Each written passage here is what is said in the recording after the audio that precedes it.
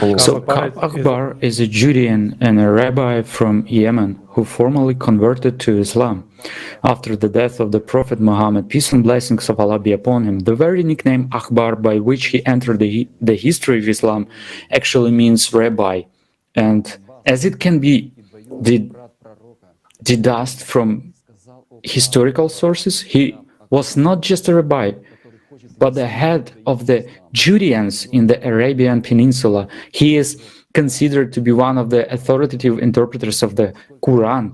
He, speaking from the minbar of the Prophet, peace and blessings of Allah be upon him, filled Islam with fictions, Judean stories, and made-up hadiths. Ibn Abbas, a companion and cousin of Prophet, peace and be upon him, said about Ka'ab Ahbar, Ka'ab Ahbar is a liar who wants to introduce Judaism to Islam. Ka'ab lies, Ka'ab lies, Ka'ab lies. May Allah kill this rabbi. How many lies he has concocted against Allah, and how great is his slander. At the same time, Ka'ab was at Umar's side all the time and gave him advice. He approved of all the actions of the polytheist Umar, saying to him once, "You by Allah are the caliph and the best caliph, and your time is the best time." It was Ka'ab who accompanied Umar on his march to Jerusalem. What is quite interesting is that during this conquest, Umar did not behave as the conqueror, but as a leader of the Judeans. This is confirmed by the fact that when Umar entered Jerusalem at night, he immediately went to the main shrine of the Judeans. They destroyed Jerusalem temple and prayed there in the mihrab of Dawood. As Umar was leaving the place, he heard the Judeans saying takbir, that is a praise. So he asked, who is reciting the takbir? He was told that Ka'ab Ahbar was saying the takbir and the Judeans were repeating after him. Do you think it is strange that the Judeans were praising their conquerors? When Umar asked Ka'ab to explain why they were saying the eulogies, Ka'ab told Umar that 500 years before that, the prophet of the Judeans has predicted that Farouk would come and purify Jerusalem.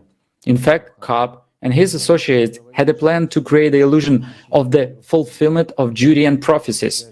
In doing so, the polytheist Umar fulfilled another Judean prophecy that Ka'ab Ahbar passed on, that God would send Jerusalem a new Torah, that is the Quran, and a new people, the people of Muhammad. The prophecy said that the Muslims would defend Jerusalem as an eagle defends its chicks, as a dove defends its nest. This prophecy, which the Judeans passed on to one another, promised that Muslims would love Jerusalem and the Torah as much as the Quran and their prophet, peace be upon him and blessings of Allah.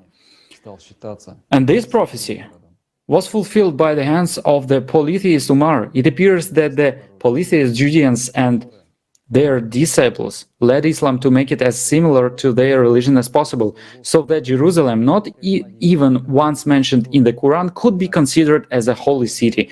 Ka'ab Ahbar relayed another Judean prophecy, which they fulfilled.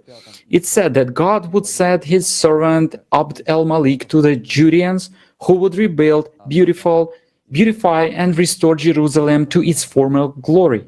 Indeed, in 685-705, under the reign of Abd al-Malik, the Qubat al-Sakhra Mosque, also known as the Umar Mosque, was built there. Even today, this mosque is considered as one of the main shrines of Islam and is carefully guarded by Muslims.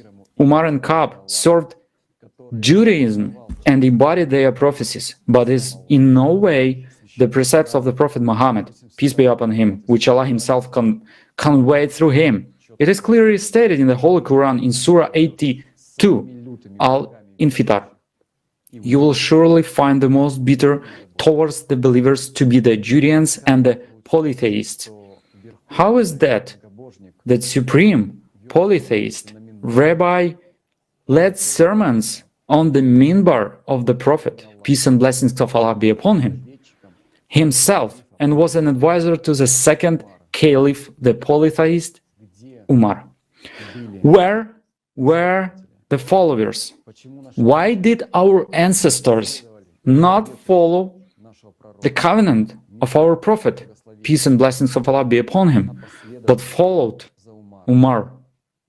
And we continue to follow them today, saying that's what our ancestors did.